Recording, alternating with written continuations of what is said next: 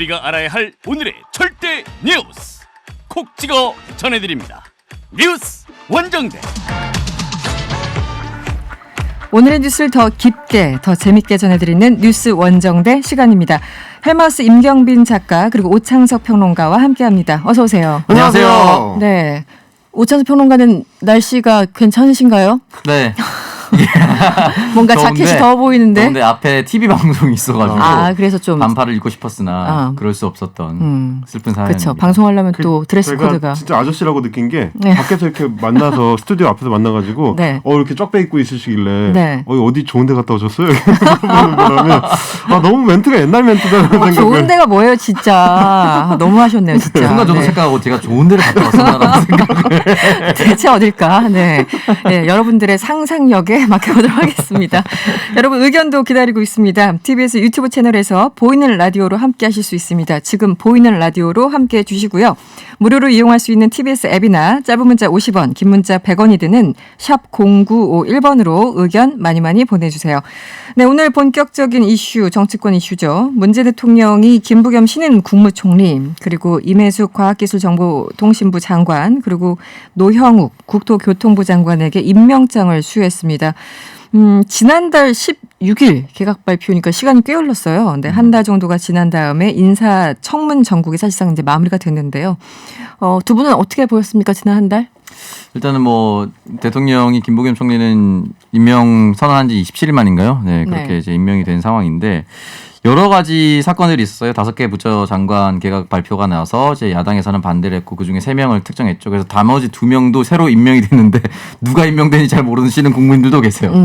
이 두 사람은 워낙 미담이 많았다라고 해서 야당도 사실은 박수 쳐서 환영을 했었던 사람들이고요. 네, 첫날부터 그냥 한꺼번에 통과가 됐었죠. 네, 그렇습니다. 그래서 이제 나머지 2명이 됐고 이제 박준영 해수부 장관이 이제 사진 사퇴하면서 지나갔는데 중요한 건 이 과정을 보면서 야당이 사실은 장관 임명이야 그냥 이제 대통령 임명하면 끝이기 때문에 네. 목소리를 낼 수 없는 것에 대해서 안타까움은 있으나 이거에 대해서 3명 중 3명 몇 명을 낙마시키지 않으면 김부겸 총리 인준도 받아들이지 않겠다라고 선언을 해버렸어요. 사실상 연계했죠. 네, 이 연계하는 것이 과연 국민들에게 어떤 사인으로 보일 것인가.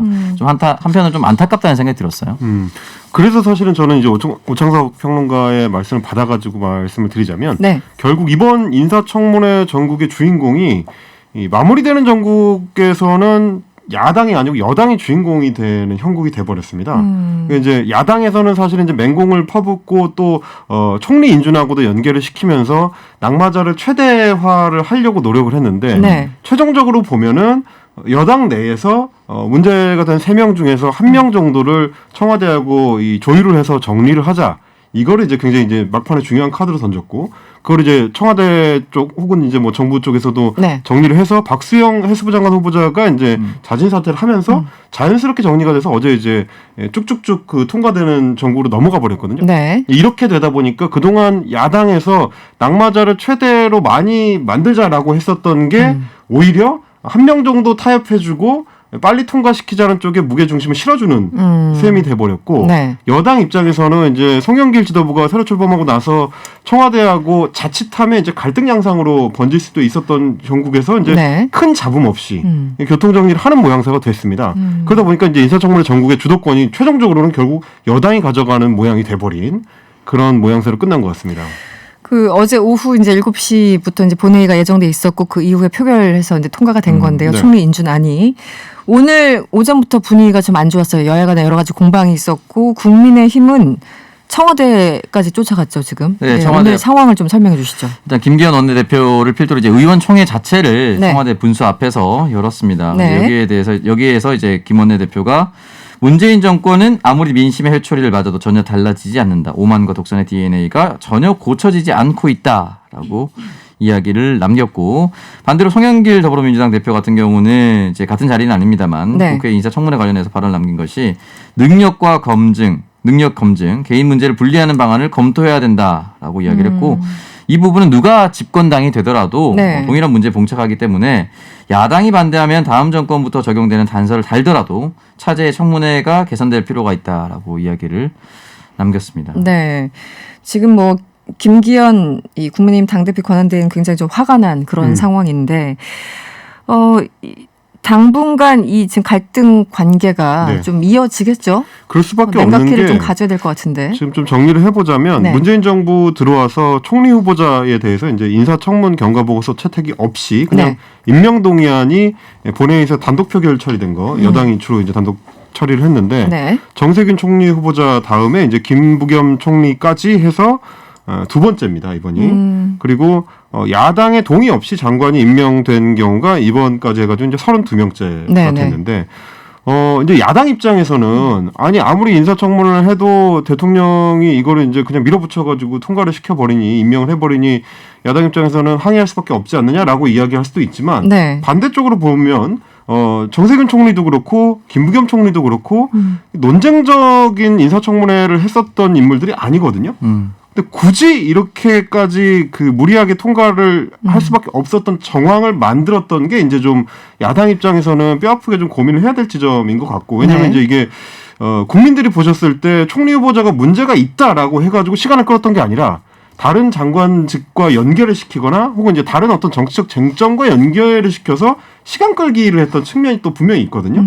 이 두 가지 측면에서 어느 쪽이 야당 입장에서는 장기적으로 정치적으로 자기들한테 좋을지 네. 국민들한테 인상을 심어주는 게 어떤 식으로 비춰질지까지를 고려하면 뭐 물론 이제 청와대 입장에서도 이번 상황을 뭐 가져가면서 네네. 인사청문 제도 자체의 문제 제기를 하는 걸로 충분히 이제 면피가 될 것인지는 일단 대통령 얘기를 했으니까. 그렇죠. 또. 고민을 좀 해봐야 되겠지만 네. 사실 그 얘기는 이제 이명박 행정부 때나 뭐 박근혜 정부 때나 이제 꾸준히 나왔었던 그렇죠. 항상 정부에서는 이제 비슷한 얘기를 해왔었기 때문에 그 부분은 한번 이제 고민을 해봐야 되겠지만 네. 야당 입장에서도 왜 항상 이런 결말로 가는지를 한번 고민을 해봐야 되지 않을까 이제 그런 지금까지 생각입니다. 이제 31명의 장관 후보자가 이제 야당 입장에서는 강행된 건데 여당에서는 오죽했으면 31명을 우리가 했겠냐. 얼마나 그렇죠. 발목 잡았으면 또 야당에서는 어떻게 31명이나 통과시킬 수 있니? 뭐 이런 거잖아요. 지금 상황이 아주 팽팽한 그런 상황이고.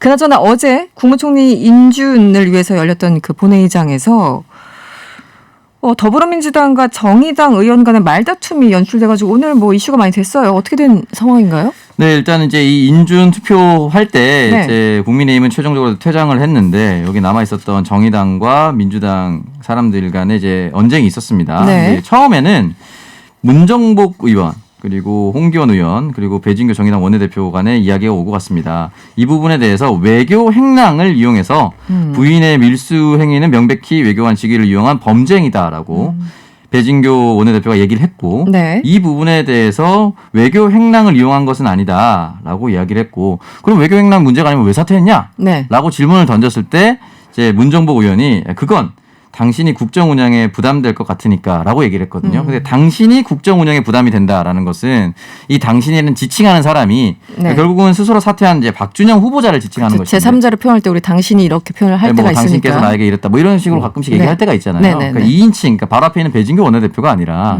3인칭. 후보자의 3인칭을 한 네네. 거죠. 근데 그리고 사실은 2인칭이 애초에 될 수가 없는 게 배진교 원내대표 때문에 국정 운영이 사실이 이게 있을 네. 수가 없는 내용이에요. 그렇죠. 애초에. 그렇죠. 네. 그러니까 애초에 2인칭으로 사용될 수가 없는 상황에서 이걸 듣던 제3자였던 류호정 의원이 왜 당신이라고 갑자기 얘기를 하느냐라고서 끼어들면서 이 부분에 대해서 이제 이야기가 커졌죠. 네. 네, 그래서 이제 사과하라. 네. 뭐 외교 행랑 아니다 이런 식으로 얘기를 했었는데 이 부분에 대해서 저는 이제 정의당이 문구를 중간에 한번 수정을 했습니다. 그러니까 배진교 원내대표가 팩트가 틀린 게 있어요. 외교 행랑이 아니었죠. 그냥 이삿짐이었습니다. 이 부분에 이삿짐. 대해서 팩트가 틀렸어요. 네. 그리고 팩트 틀린 것부터 시작을 해서 여기에 대해서 말싸움이 들어가는데 빨리 정리가 안 됐어요. 근데 저희가 지금 방송 들어오기 직전에 한 40분 전에 문정보 의원이 자신 SNS를 통해서 정의당 관계자로부터는 사과를 받았다라고 이야기를 남겼습니다. 정의당 관계자로부터 예. 사과를 받았다고요. 네, 근데 뭐 류호정 의원 당사자로부터는 뭐 이제는 상관이 없다라고 얘기를 남기긴 했습니다만 이 부분이 이제 흔히 말하는 말꼬리 잡기로 말다툼이 비화가 돼서 이 첫 번째 기사가 쏟아졌을 때는 어디서 감이라는 이런 단어가 등장하면서 마치 문정보 의원이 나이가 많음을 이용해서 네. 어린 유호정 의원에게 뭔가 짓누르듯이 얘기한 것처럼 비춰졌습니다. 근데 이게 내용을 삭삭히 살펴보니까 이런 이제 오해가 오해할 지점이 그럼에도 불구하고 지금 어쨌든 문 의원이 나이가 더 많은 사람인 건 맞고 네. 류 의원이 그보다는 좀 젊잖아요. 지금 감이 어디서 목소리 지금 감이라는 단어를 사실 우리 별로 안 좀 쓰지 않습니까 그거를 좀 일상생활에서? 생각해 볼 필요는 있을 것 같아요. 네. 일단 이 전체적인 맥락을 보면 배진교 원내대표가 그 외교 행랑과 관련해가지고 이제 팩트가 틀린 부분은 이제 본회의에서 얘기한 거. 그건 얘기할 수 있는 자체는 이제 부분이죠. 뭐 네. 문제 제기를 할 수 있는데 정의당 입장에서는 그런 것 같습니다. 어쨌든 우리 당 원내대표가 본회의장에서 공식적으로 이제 발언을 한 다음에 네. 들어왔는데 사적으로 와가지고 이거에 대해서 항의하는 게 공당 원내대표에 대해서 이제 맞느냐라는 게 이제 정의당 측의 이제 항변이고 또 하나는 네. 문정복 의원하고 이제 일종의 이제 실랑이를 하는 와중에 유호정 의원이 이제 오해를 해서 네. 아니 당신 이렇게 이제 되물으니까 네. 문 의원이 이제 흥분한 상태잖아요. 그러다 보니까 야 이거 끼어들지 마라는 거죠. 야 하니까 이제 유 의원이 다시 또 야 이랬단 말이죠. 보통 그렇게 싸움이 시작되죠. 그렇죠. 이제 네네. 처음에는 당신, 그 다음엔 야, 그러고 나니까 문 의원이 아니 이제 둘이 얘기하고 있는데 중간에 끼어든다 이런 네. 그 내 기분 항의를 하기 위해서 나쁘다 뭐 이런 건데. 어디서 지금 감히 목소리를 높이느냐 이제 이런 얘기까지 나오게 된 거죠. 네. 그런 얘기가 나오니까 이제 유호정 의원이 우리 당이 만만해요. 네. 저기서는 가서는 그러니까 저기라는 건 이제 국민의힘이죠. 국민의힘 쪽이겠죠. 국민의힘에 네. 대해서는 한마디도 못하면서 왜 여기 와서 뭐라고 하시느냐 이렇게 이제 실랑이가 이게 된 건데. 사실 이제 보면은 뭐 이제 원내대표든 누구든 공식적인 그 연단 앞에서 얘기할 적에 그 마음에 안 들 때 막 야유 막 네. 퍼붓고 그렇죠. 이런 건 그렇게 하죠, 일상적으로 보통. 하는데 네. 돌아오면은 또 따로 이렇게 가가지고 막 네. 따지진 않죠 사실은. 그렇죠. 그러니까 잘안 그 하죠. 자체가 여러 가지가 네. 마음에 안 들었던 거예요 지금 정의당에서는. 그래서 이제 그런 맥락이 있고 또 이제 네. 유호정 의원 같은 경우는 뭐 기억하시겠습니다만 지난해 국정감사 때, 네. 지난해 국정감사 때도 이제 공영 홈쇼핑과 관련된 이제 문제 제기를 하다가 공영 홈쇼핑의 최 대표가 최모 대표가 그 자리에서 어이라고 하는 바람에 네. 또 황당했어요 정말. 네. 네. 그러니까 어린 그 국회의원이라는 이게 뭐 연배가 어린 국회의원이라는 것 때문에 혹시 또 이번에도 이런 문제가 나온 거 아니냐라는 게 그러니까요. 이제 네. 정의당 쪽에 이제 불만인 것 같고 네. 그 맥락으로 보면 사실은 동료 의원을 어떻게 대할 거냐의 문제일 텐데 뭐 나이의 뭐 고저나 선수의 많고 적음보다는 그 부분을 좀 더 이제 섬세하게 고려를 해서 아무리 이제 흥분한 상태였더라도 뭐 어디서 감이라든지 야가 튀어나가는 건 아무래도 조심을 좀 그러니까요. 했어야 되지 않을까 그러면은, 그런 생각이 들긴 합니다. 서로 이제 화가 날 수는 있는데 이런 단어는 사실은 평소에 많이 안 쓰는 일반인들은 그렇죠. 안 네. 쓰니까 굉장히 좀 권위주의적 인 느낌이 들어서 더 사람들이 많이 좀 집중해서 봤던 기사가 아닌가 싶습니다. 네, 두 번째 이슈로 넘어가 볼게요. 결국 우리가 지금 말싸움 가지고 얘기한 거예요. 어쨌든 사실 이제 제가 이제 뭐 한마디만 더 말씀드리자면 정의당 입장에서는 네. 어떤 생각일 거냐면 네. 지금 야당이 다 퇴장을 해버리면 정말 단독 처리가 돼서 너무 모양새가 안 좋은 게 모양새가, 되거든요. 근데 이제 정의당 입장에서는 비판을 할 때 하더라도 그 자리에 남아 있었다. 예, 그래서 이제 표결에 참여를 해줬는데 왜 우리한테만 뭐라 그러냐? 그러니까 기분 나빴을 수 있어요. 네, 지금 그런 정의당 입장에서. 심정이 있었을 수는 있을 것 같아요. 네. 근데 이걸 이제 뭐 본회의가 끝나고 뒤에 가서 나중에 이제 서로 이제 좀 정리를 하는 게 더 모양새는 좋았을 것 같긴 합니다. 그렇겠죠. 예. 네, 여러 가지 아쉬움이 있습니다. 네, 다음 이슈. 오늘 정인이 사건 재판 결과가 어떻게 될지 많은 분들이 궁금해하시고 또 관심 있게 지켜보셨을 것 같은데요. 재판부가 양부모 모두에게 중형을 선고했죠. 네. 네, 이 결과에 대해서 많은 국민들이 관심을 가지고 보셨을 것 같습니다. 네. 서울 남부지법입니다. 형사합의 13부인데 살인 등의 혐의를 받고 있습니다. 이 양모 장 씨에게 무기징역을 선고했고요. 네. 그리고 아동복지법 위반, 아동학대 등이 포함되어 있습니다. 양부 안모 씨에게는 징역 5년을 선고해서 이제 법정 구속이 바로 됐습니다. 네. 이 법정 최고형이 현재까지는 뭐 사형이긴 하지만 사형이 집행되지 않은 상태에서 이 무기징역이 선고됐다는 것은 사실상 최고형을 내린 것이나 다름없는 상황이라고 네. 보면 될 것 같습니다. 네.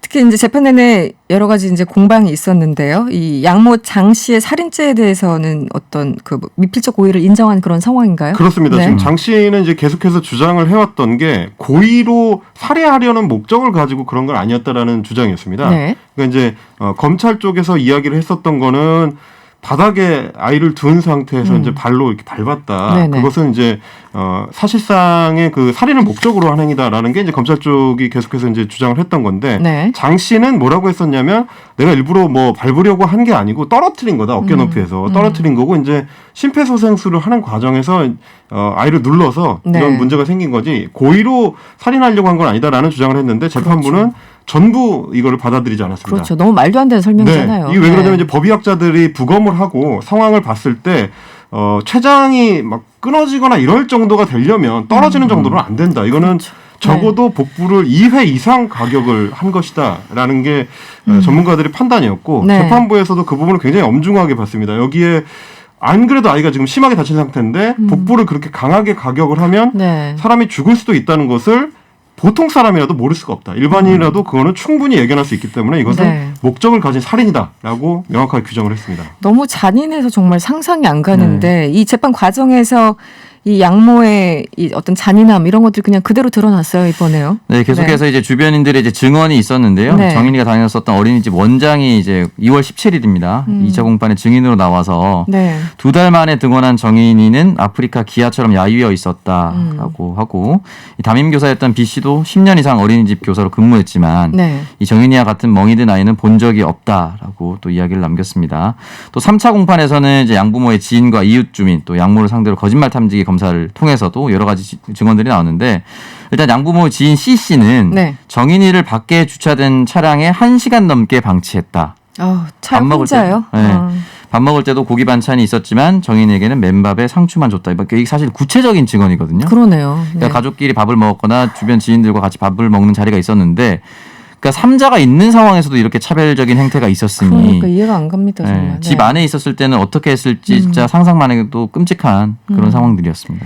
알겠습니다. 어쨌든 이 자체가 또 솜방망이 처벌이다. 굉장히 거기 재판에 이제 참여했거나 그 앞에서 기다리시는 분들 네. 입장에서는 또 굉장히 좀 반발하는 그런 반응들도 있었어요. 네, 근데 이제 그거는 좀 생각해 볼 필요가 있을 것 같습니다. 오창석 평론가께서도 말씀을 해주셨지만 지금 우리가 사실상의 사형폐지 국가이기 그렇죠. 때문에 네. 무기징역형이 이제 법정 최고형의 거의 이제 실질적으로. 네, 네. 실질적으로는 그렇고요. 그리고 이제 다른 한 아이를 양육해야 된다고 이제 계속 호소했던 게 그 일종의 이제 방치범이라고 할 수 있는 그 남편인데 네. 남편한테도 실형 5년형을 선고를 했습니다. 네. 이런 걸 봤을 때는 법원도 꽤 이 문제를 심각하고 강경하게 본다라는 걸 알 수 있을 것 같고 네. 이번 일 계기로 이제 아동 학대에 대해서 우리 사회가 총체적으로 적극적으로 개입해야 된다는 거를 이번 사건을 통해서 알게 됐으니까 그 변화의 시작점이 됐으면 좋겠다 그런 생각을 또 하게 됐습니다. 알겠습니다. 마지막 주제로 넘어가 보죠. 저 이분 요즘 뉴스 나오면 막 불안불안해요. 일론 머스크 오늘은 또 무슨 발언하셨을까? 막 너무 좀 걱정되는데 일론 머스크가 일론 아니라 머스크. 빌런 머스크라는 얘기가 댓글에 그런 댓글들 반응들이 있었어요. 신뢰할 수 없는 사람이다 이런 비판까지 아주 나오고 있는데 지금 어떤 상황인가요? 사실 이제 일론 머스크가 이제 네. 흔히 말하는 이제 비트코인 종류 중에 하나인 도지코인에 대해서 언급을 할 때마다 이 도지코인이 급등세 그리고 추락세를 왔다 갔다 했습니다. 그러니까요. 하늘과 땅을 왔다 갔다. 그리고 이제 네. 테슬라를 장기적으로 비트코인으로 결제할 수 있게 하겠다. 이렇게 얘기를 하면서 비트코인 전체적으로 이제 급등세를 맞이했었는데 그랬었죠. 또 안 한다라고 또 얘기를 하면서 또 급락을 하게 그랬죠. 됐습니다. 네. 그러니까 이 부분에 대해서 급락하고 나서 또 도지코인과는 계속 또 협력을 하겠다. 또 이렇게 얘기를 했어요. 또 어쩌라는 20%가 또 건지. 급등했습니다. 네. 근데 이런 상황에 오니까 사람들이 지금 자신의 입이 얼마나 무거운지 모르고 장난하는 거 아니냐. 근데 중요한 건 이제 가상화폐와 관련돼서는 법안 마련이 제대로 안 되어 있습니다. 그렇죠. 그러니까 이제 흔히 말하는 시세 주가 조작이랑 관련된 법안이 없기 때문에 이 발언으로 책임을 물을 수는 없습니다. 그러니까 법률적 책임은 없는데 네. 분명히 이 발언에 힘입어서 비트코인이나 이런 가상화폐에 들어갔던 사람들은 분명히 피해를 많이 보고 있거든요. 그러니까 본인의 입 한마디에 왔다 갔다 하는 것이 충분히 이제 추측을 할 수 있음에도 불구하고 이렇게 무책임한 행태가 있으니 사람들 입장에서는 굉장히 당혹스러운 것이고 지금 비트코인도 협력 안 하겠다고 가상화폐에 협력 안 하겠다고 했던 이유가 비트코인 같은 걸 채굴하면 네. 전기가 많이 들고 엄청 많이 든다며요. 이 전기세 때문에 이 부분에서 처리한다라고 얘기를 했지만 처음에 결제한다라고 했을 때도 가상화폐가 전기로 움직인다는 걸 알 수 있잖아요. 그러니까요. 당연히 똑같은 팩트고 똑같은 상황 변화가 없는데 그렇죠. 갑자기 말바꾸기처럼 돼버린 게 돼버렸어요. 아니 그래서 좀 결국 발언을 보면. 찾아봤는데 이제 올 초에 그 비트코인으로 결제가 가능하게 하겠다고 공식 네. 발표를 했었거든요. 네. 근데 그 시점에 나왔던 기사가 뭐냐면 케임브리지 대학에서 이제 비트코인의 그 전기 사용량 관련해 가지고 연구한 결과들이 연말부터 나오기 시작했는데 실질적인 비트코인에 들어가는 채굴 전력이 네. 아르헨티나 국가 전체가 1년에 사용하는 전기 사용량보다 많다.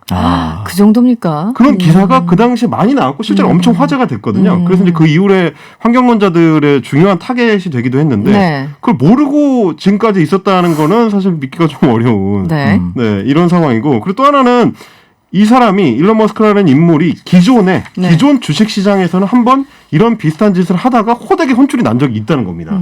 2018년인데 2018년에 네. 이제 한창 테슬라의 그 주가와 관련해서 이런저런 얘기들이 있을 때예요.